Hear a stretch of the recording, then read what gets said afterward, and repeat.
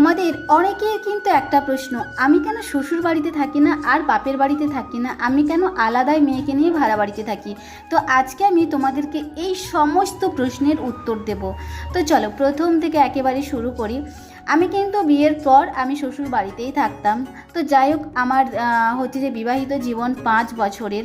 তো 5 বছর পর আমি আমার স্বামীকে হারাই। ও মারা যাওয়ার পর হচ্ছে যে অনেক অশান্তির মধ্যে আমাকে ভুগতে হয়েছিল আমার শ্বশুর বাড়িতে। তো অনেক কিছু সহ্য করার পর আমি একটা সময় ভেবেছিলাম যে না, আমি আর থাকতে পারবো না এখানে, আমার দ্বারাই থাকা একদমই পসিবল না মেয়েকে নিয়ে।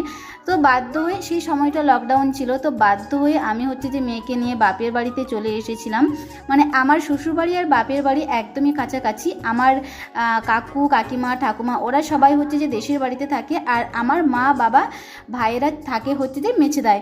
তো আমি কাকুদের কাছেই ছিলাম, যেহেতু তখন লকডাউন ছিল, আমি এখানে না আসতে পারছি না কিছু করতে পারছি। বাবারও অনেকটাই গরিব, যে গাড়ি ভাড়া করে আমাকে আনবে তাও কিন্তু একদমই সম্ভব হচ্ছিল না, আর আমার কাছে যে টাকা পয়সাও নেই আমি আসবো।